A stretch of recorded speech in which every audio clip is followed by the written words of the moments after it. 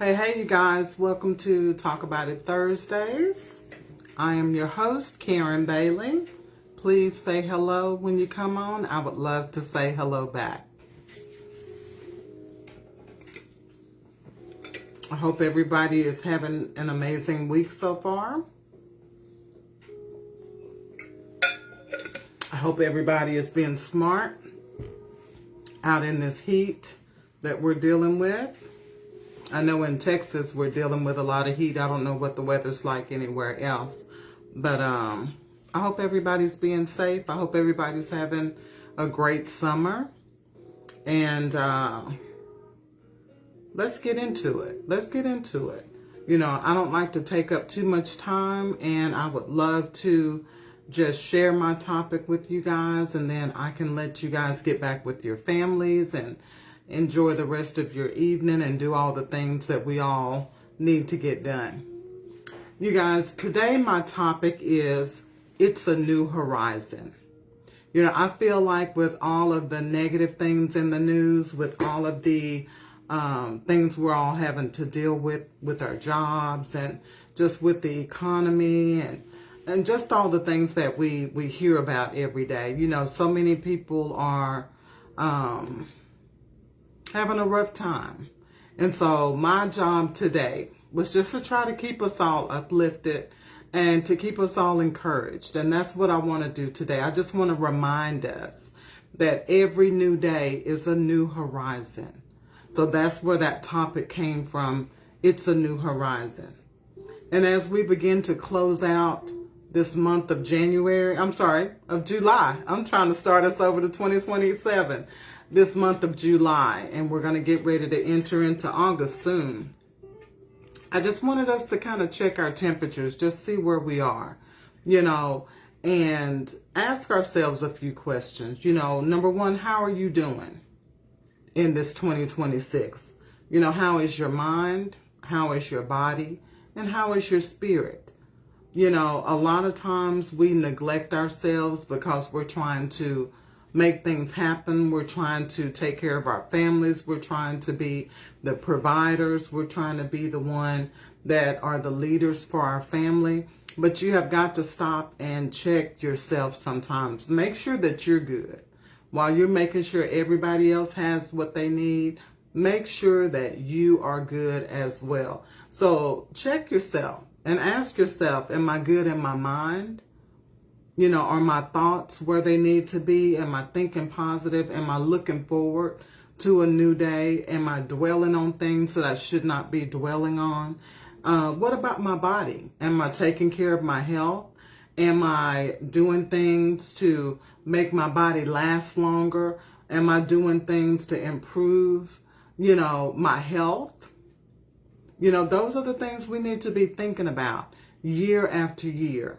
And then what about, how is your spirit doing? How is your relationship with God? How are you feeling about humanity and dealing with people and the stresses of life?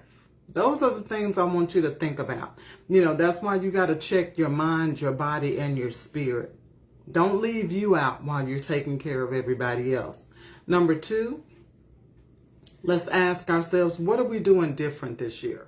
Are we doing the same old, same old? Hey, Andrew. Are we doing the same old, expecting different results? Or are we actually doing some of those things that we said that we were going to try to do different, to try to do better so that we can be better this year? So what have you done differently this year? And number three, do you think differently about some things this year? You know, as we grow and as we evolve and as we experience things, it should expand how we think. Our thinking should change. Our thinking should mature year after year after year.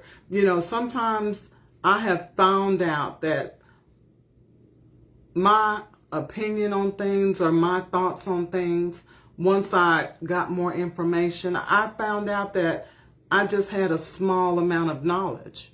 You know, knowledge is power. When you learn more, you can make a better decision. When you learn more, you can think differently about something. So are we still holding on to that same, as they used to call it back in the day, that stinking thinking? Or are you actually willing to learn some things? Are you teachable? That's the thing for me. I think differently about things because I want people to teach me what I don't know. If you want me to understand something now, my response to you is teach me, show me, explain it to me, make it make sense to me, make me understand it, because I really want to think differently about things. I don't want to form my opinion about things that I don't know anything about. I want to actually learn. I want to actually grow this year. So are you thinking differently about some things? Are you willing and able to be teachable this year? Ask yourself those things. And number 4, what challenges did you take on this year? What things did you actually handle that you've been dragging in year after year after year? Hey, Sonia, what things have you finally decided, I'm going to deal with this year? I'm not going to keep stressing about this. I'm not going to keep crying about this.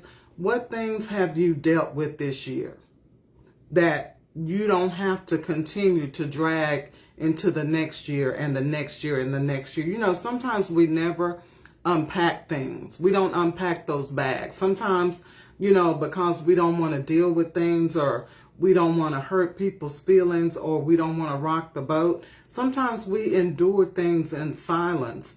And we suffer because we won't deal with things. So what challenges did you take on this year? Ask yourself that. And the 5th thing I want you to ask yourself is, are you conquering what you're afraid of this year? Are you conquering what you're afraid of? Is something intimidating you that you're willing to say, you know what, this year, I'm standing up to this. This year, I'm doing it. Even if I'm scared, even if I don't have the support, even if I don't know how I'm going to do it. But this year, I'm not going to keep letting that intimidate me. That's the only way you're going to get the spirit of a conqueror, is to not be afraid to step up to the challenges, not be afraid to step up to those things that intimidate you in life. Because you will find out 9 times out of 10, once you step up, you're not stepping up by yourself. God is always before you. God is always making a way. A lot of times he's just waiting on you to get the courage to step up and do what you need to do. So ask yourself, are you conquering some things that you were once afraid of, or some things that once intimidated you? Especially when it comes to family, you guys, a lot of times we don't want to make somebody mad at us, but we tolerate some stuff. We tolerate dysfunction in our families, and we never stand up to it. And that's why it never changes. That's why it never gets better.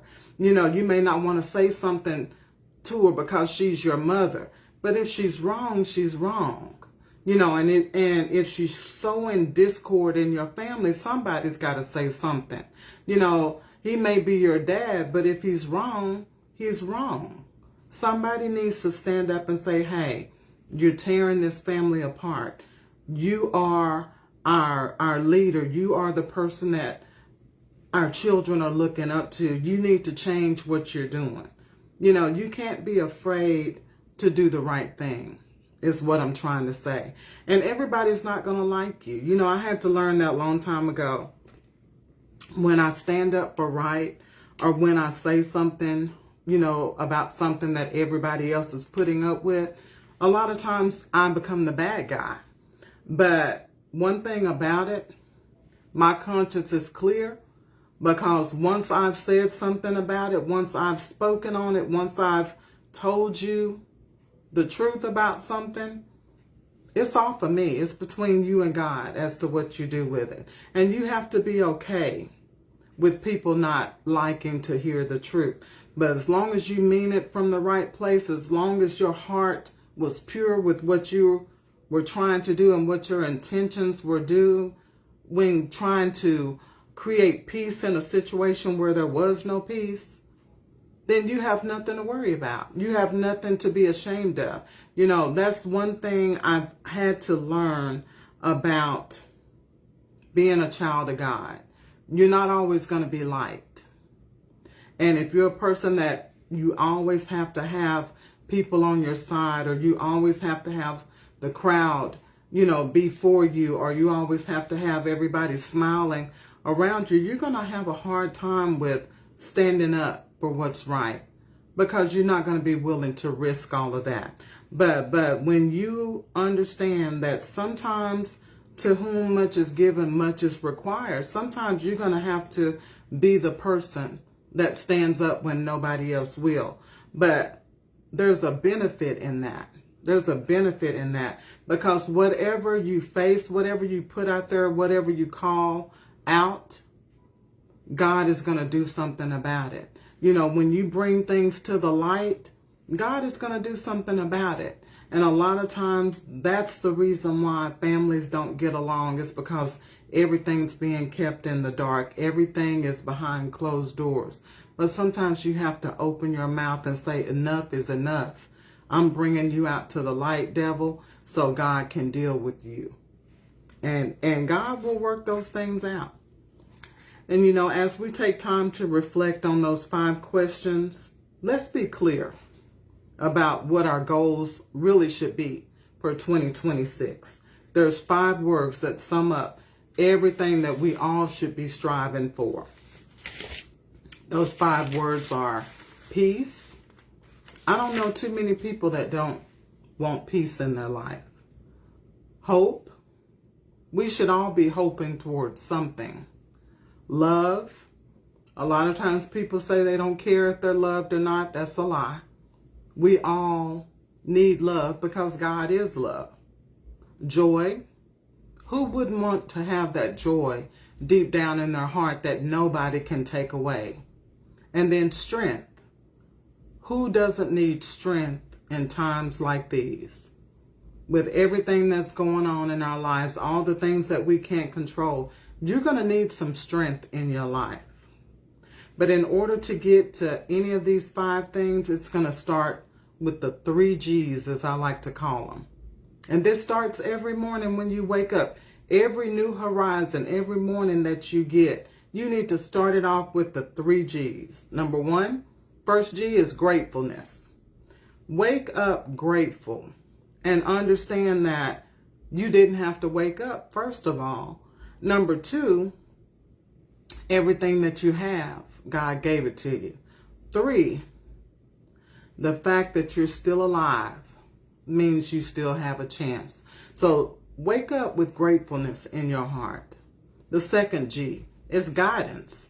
Ask God to guide your steps for that day. One thing I've learned is when I ask God to order my steps, or I ask God to guide my steps throughout the day and help me to make the right decisions, help me to do the things that honor Him the most. It's not that I'm not going to make mistakes. It's not that I'm not going to sin. It's not that I'm not going to do a lot of things that humans do. I'm not asking to be perfect, but I'm asking God to give me that nudge when I get out of line. I'm asking God to quicken in my spirit when I'm wrong. I'm asking God to help me stay on the right path. Help me fight temptation. Help me keep my cool when somebody's yelling in my face, or when I'm approaching a patient or a coworker or a supervisor that's rude, to help me hold my peace and let Him fight my battles for me. That's what I mean by guidance. Because we don't know what's going to happen, but He does. And that's a faith walk, knowing that when you ask God to guide you throughout your day, you already know. He already knows what's ahead of you. But God, help me walk through this 24 hours.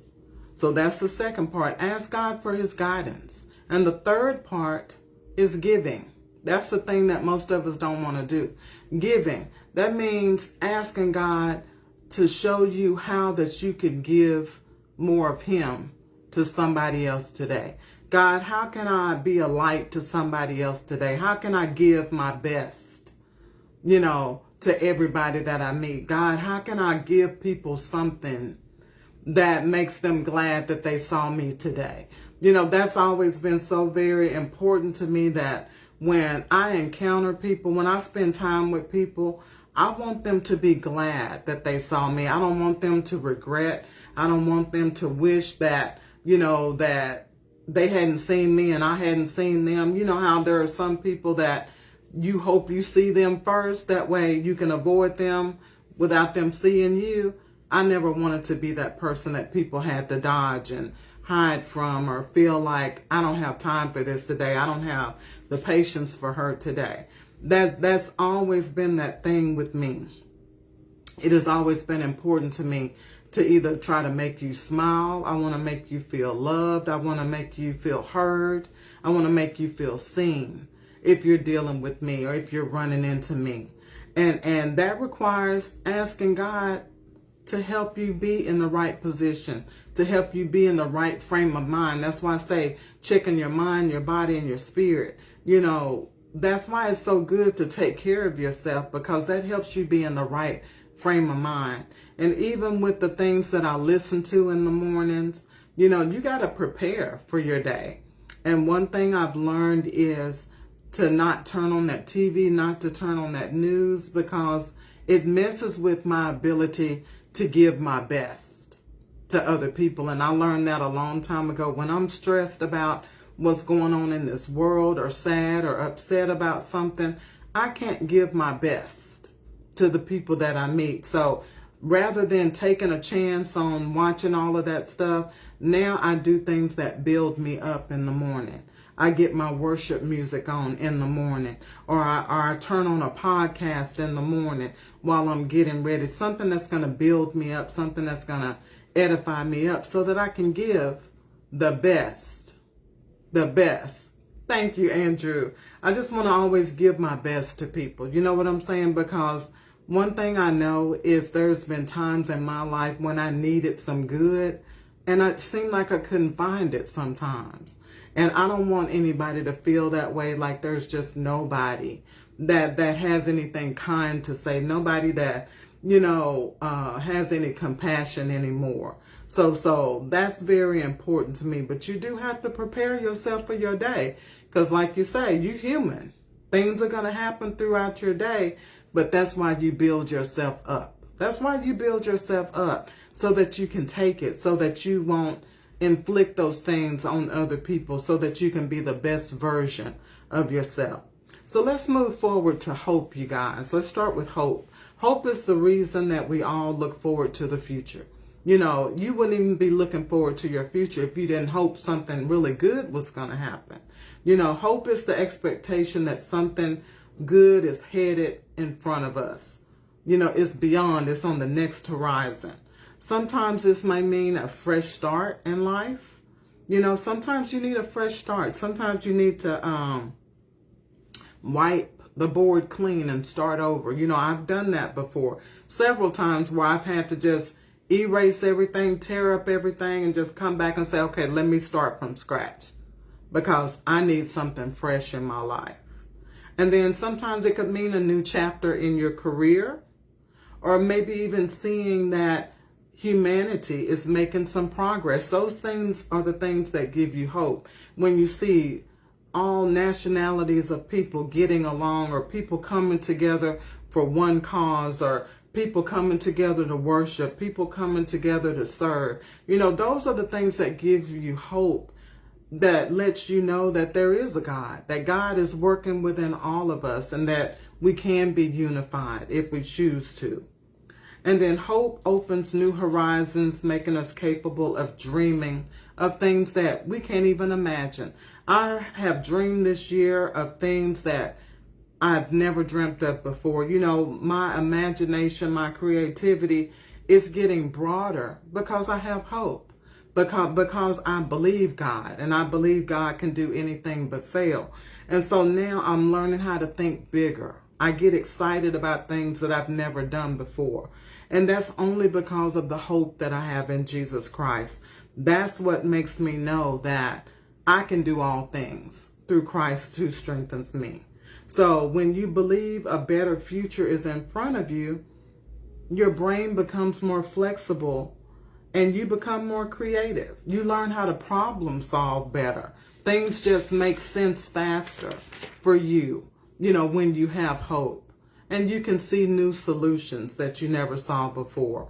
Hope helps us take action and take steps towards positive change. You know, when you're hoping for a better future, it makes you want to do better. It makes you want to get yourself together so that you're ready for what God has for you.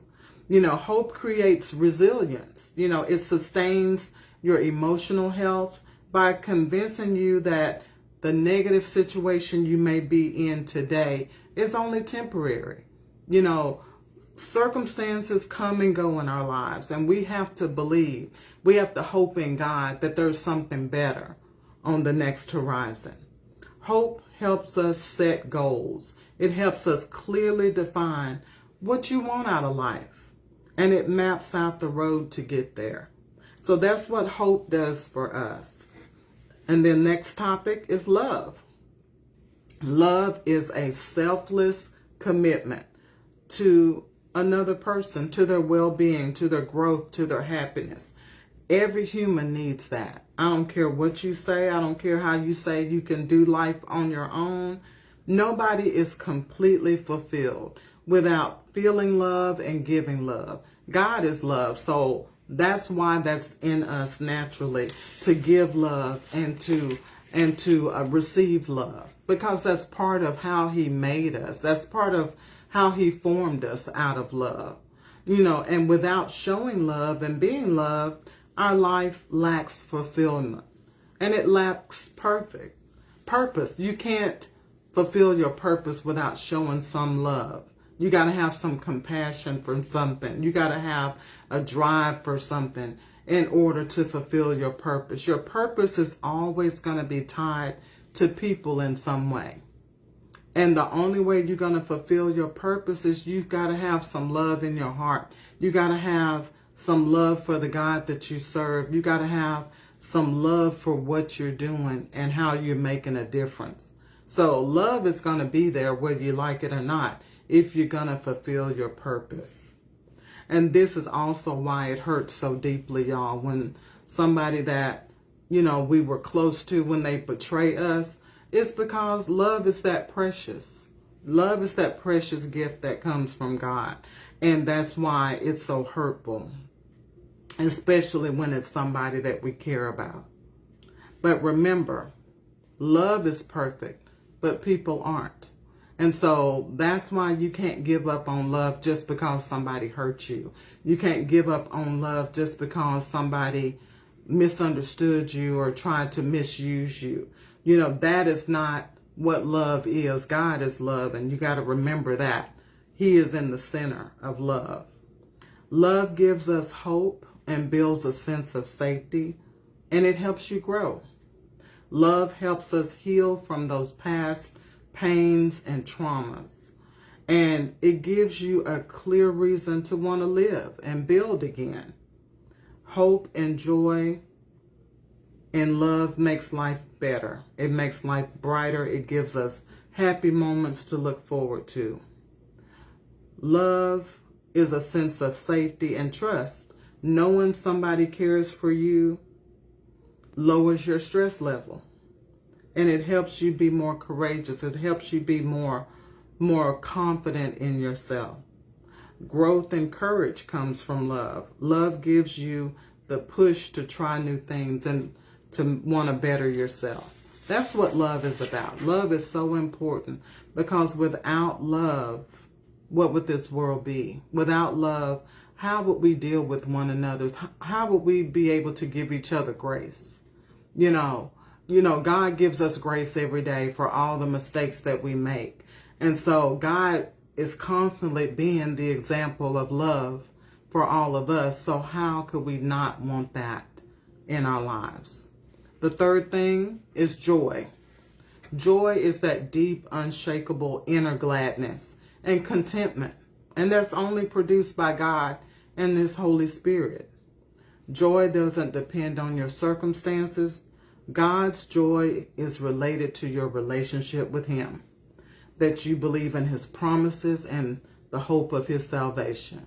That's what gives you that joy on the inside. You know, we sing that song, This Joy, you know, that the world didn't give and the world can't take it away. That's why, because that comes as a gift from God.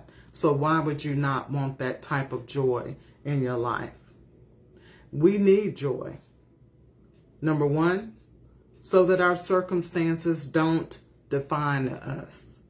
And what happens to us does not define us. You know, we have good things that happen in our lives and we have bad. You know, good and bad happens to all types of people. And it would be sad if we let a tragedy, or if we let a circumstance, or if we let what happened to us steal our joy for the rest of our lives. That's not what you want, because there's no life without joy. And then next, the joy of the Lord, that's our actual strength.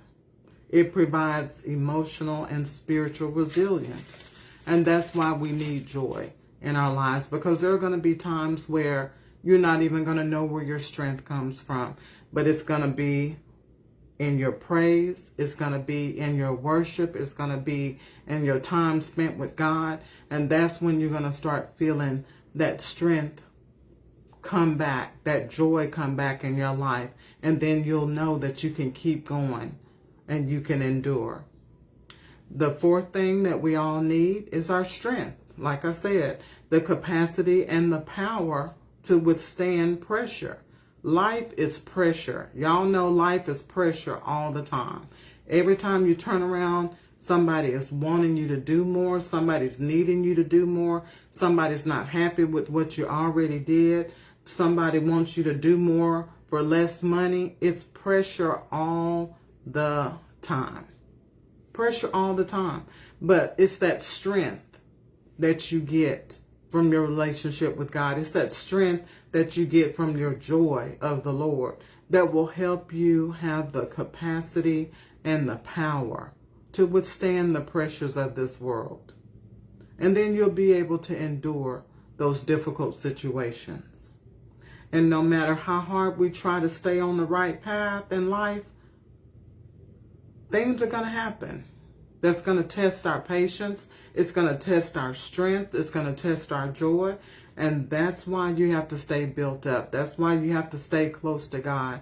That's why you have to constantly be feeding your spirit man, because you're going to need him. You're going to need him when your physical strength plays out on you. You're going to need him in those difficult times. And then this is why we need strength in our lives, because we can't control everything that's going to happen. Some things are going to happen no matter how hard we try. They're going to happen. And it's not so much what happens to you, you guys. It's more or less how you allow it to affect your life. And the fifth thing that we all need is peace.